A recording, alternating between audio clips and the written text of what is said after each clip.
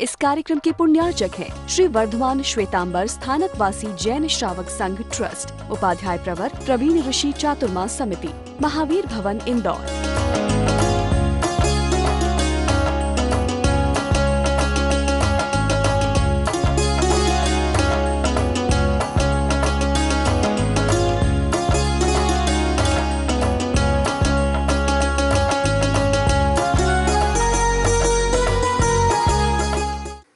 परम श्रद्धेय पूज्य गुरुदेव के चरणों में कोटिश्य वंदना है।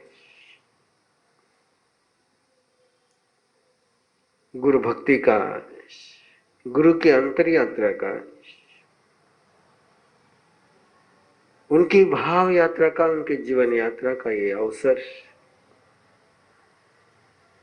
स्वयं के लिए, स्वयं को समझने का एक अवसर है।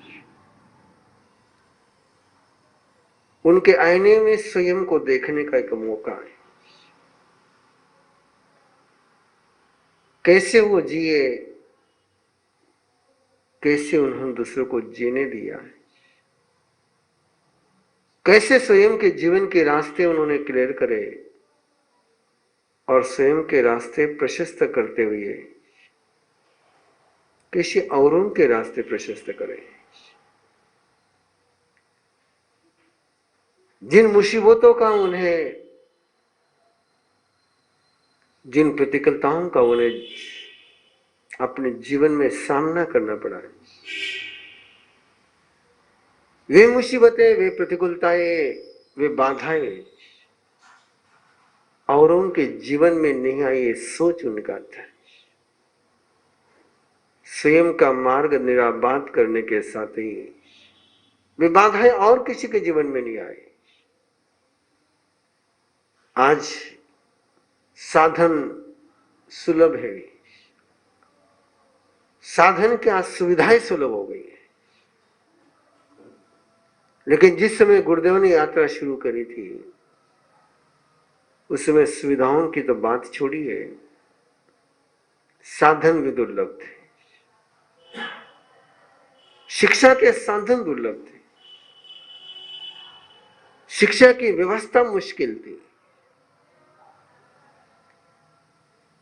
एक विचित्र प्रकार की मानसिकता कि जैन संतों को हम पढ़ाएंगे नहीं, ये पंडितों की, ब्राह्मण पंडितों की मानसिकता को, उस मानसिकता के बीच उनको अपने अध्ययन आगे बढ़ाना पड़ा है। रतन ऋषि जी महाराज साहब की प्रबलतम इच्छा है श्रावक वर्ग का विश्वास और स्वयं का प्रबल पुरुषार्थ के बल पर महाराष्ट्र जैसे प्रांत में रहते हुए उन्होंने अध्ययन की, ज्ञान की उस गहराई को छुआ जो सहज नहीं था,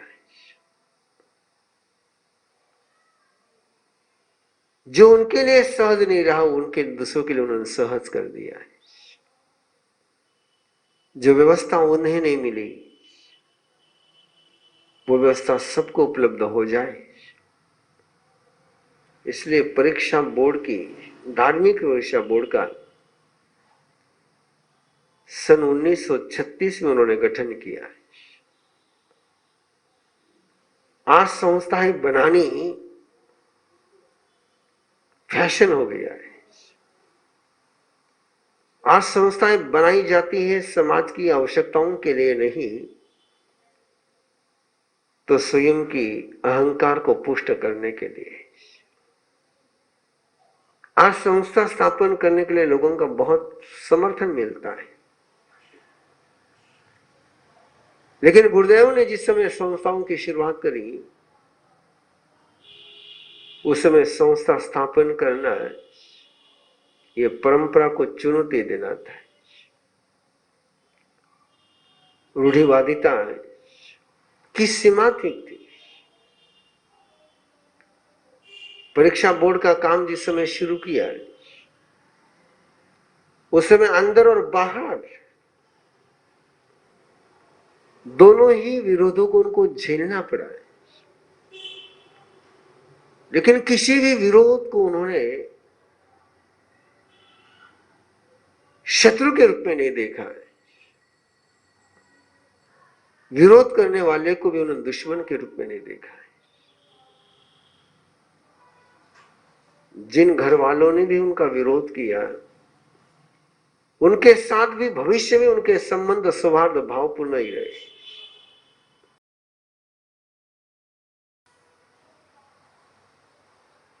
उन महापुरुषों के नाम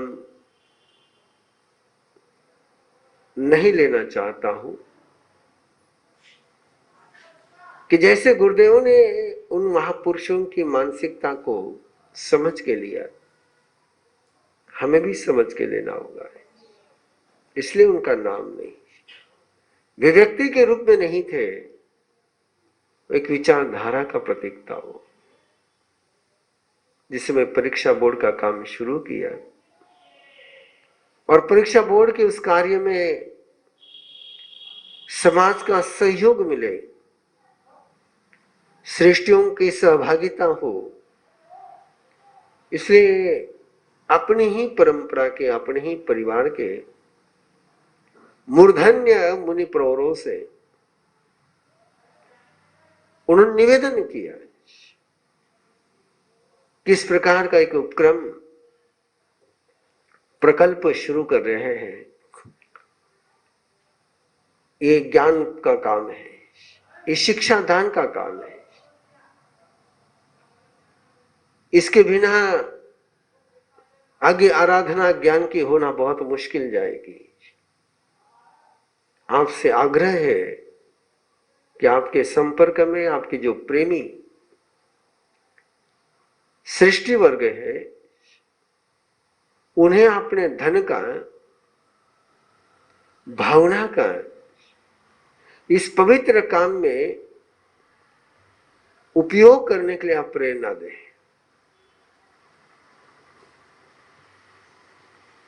और उसका जो जवाब सामने से आया वो बहुत चौंकाने वाला था, बहुत गजब का था। सामने से मुनि प्रवरों से जवाब आया कि ये काम साधु मर्यादा में नहीं है, ये काम साधु उचित नहीं है, ये परिग्रह रखना, रखवाना और रखने वाले का अनुमोदन करना ये स्वीकार नहीं है। इसलिए आपके इस काम को न हम समर्थन देते हैं, न उचित मानते हैं। मैं भी ये भी लिखा होगा कि आप भी अपने श्रवण मर्यादा का पालन करने के लिए इस प्रकार के प्रवृत्तियों में ना जुड़े। लेकिन आज जब पलट करके देखें हम, शायद ही कोई परंपरा बची होगी कि जिनमें संस्थाओं का जाल नहीं बुना गया। स्थानकवासी समाज की पहली संस्था जरूर है तिलोक रत्न स्थानकवासी जैन धार्मिक परीक्षा बोर्ड। बाहर का भी विरोध है, घर वालों का विरोध, तो बाहर का भी विरोध झेलना पड़ा है। बाहर का विरोध था बहुत क्षुद्र मानसिकता का कि परीक्षा बोर्ड का जब गठन किया तो उसके प्रमुख थे पंडित राजधारी त्रिपाठी, जो जन्मना ब्राह्मण थे, लेकिन जो आचार्य भगवान के शिक्षा गुरु थे, उन पर आक्षेप लिया गया कि जैन शिक्षण संस्था का दायित्व एक ब्राह्मण को सौंपा गया है। ये सही नहीं है और विरोध करते समय किस सीमा तक जाया जा सकता है, एक मानसिकता कोई आज की नहीं, हमेशा वैसी रही। पंडित राजधानी त्रिपाठी ने इसका जवाब दिया था वो जवाब का कोई जवाब उन लोगों के पास नहीं था। पंडित राजधारी त्रिपाठी ने जवाब दिया था कि जैन धर्म जन्मना होता है या आचरण से होता है। यदि जन्मना होता है तो कोई धर्म को लेकर के जन्मता नहीं, ये सत्य है। और आचरण से कोई जैन होता है तो मैं अपने आप को जैन आचरण से संपन्न कर चुका हूं। और उनकी पूरी जीवन यात्रा ने, राजधानी त्रिपाठी की जीवन यात्रा ने ही नहीं, उनके जीवन के शिखर प्रसंग ने उस बात को पुष्टि करी। उन्होंने अंतिम श्वास भगवान महावीर के जन्म कल्याणक पर, भगवान महावीर पर बोलते हुए उस जनसभा में उनकी आयुष्य पूरी हुई। लेकिन ये विरोध तो झेलना पड़ा है। इस विरोध के बीच वो कभी विचलित नहीं हुए। ये पन्ना इसलिए आपके सामने, मेरे सामने है कि एक से एक वाक्य उनको उनके वयस्कर शिष्य, उनसे भी उम्र में बड़े गुजराती संत जो उनके शिष्य बने थे, प्रेम मुनि जी, उन्होंने कहा था। और उस वाक्य की जो ध्वनि है वो ध्वनि शाश्वत है। जिस समय अपने ही परिवार के संतों के विरोध के पत्र उनको मिले थे, चिंतन शुरू हुआ था, चेहरे पर कुछ भाव आए थे। उन भावों को देख करके उस शिष्य ने अपने गुरु से पूछा था कि तुमने शू मूंझवण छे, તમારા ચહેરા ઉપર મૂંઝવણ કેમ જોવે છે? तुम्हारा चेहरे पर ये मुझवन उलझन क्यों है? और तब गुरुदेव ने उनको आया हुआ पत्र पकड़ाया। उस पत्र को पढ़ने के बाद उस शिष्य ने गुरुदेव से निवेदन किया, तमने तमारो काम साचू लागे छे? आपको आपका काम सही लगता है? और गुरुदेव ने कहा था, हाँ, તમને તમારું કામ સાચું લાગતો હોય છે, એ તમારી જો તમારી આસ્થા હોય તો બીજાઓ જે કઈ કહે છે એની તમને પરવા કરવાની જરૂર નથી। गुरुदेव हमेशा ये संस्मरण सुनाते समय अपने शिष्य के उस प्रेरणा बलक, प्रेरणादायक शब्दों को याद करते थे। क्या वृत्ति थी गुरुदेव की? एक शिष्य की दी हुई सलाह को, उस प्रेरणा को भी उन्होंने कहा कि उस शिष्य ने मुझे उस समय संबल दिया। और उसके बाद वो जो चले तो जीवन का वो दृष्टिकोण बन गया था कि कोई काम जचता है तो निशंक मन से करना है, अंतर की प्रज्ञा को ऐसा जागृत रखा जाए। और इसलिए जीवन में उन्होंने बहुत संशोधन किए, परिवर्तन किए,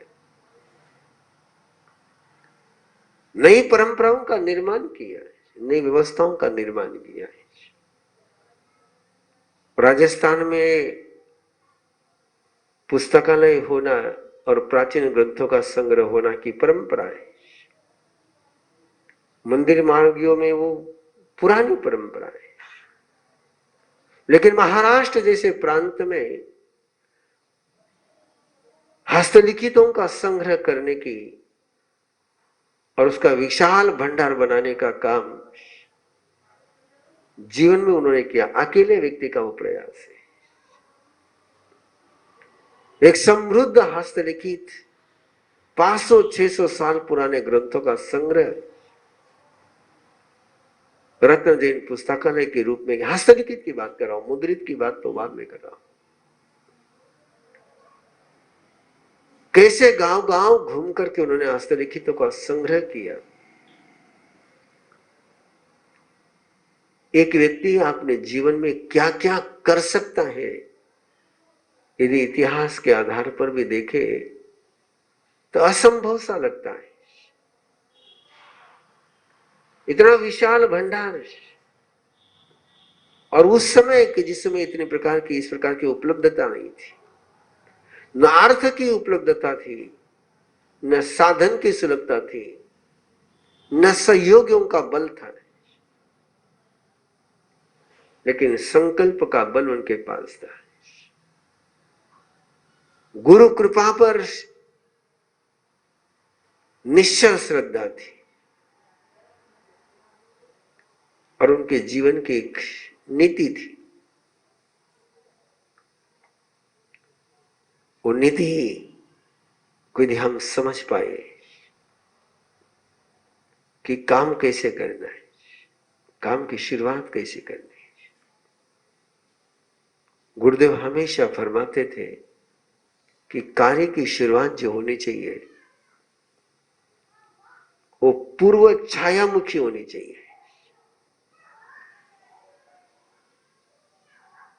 और पूर्व में छाया तब आती है जब सूरज पश्चिम में जाता है। रहस्य बड़ा है, मेरा है। इस कार्यक्रम के पुण्यार्चक हैं श्री वर्धमान श्वेतांबर स्थानकवासी जैन श्रावक संघ ट्रस्ट, उपाध्याय प्रवर प्रवीण ऋषि चातुर्मा समिति, महावीर भवन इंदौर।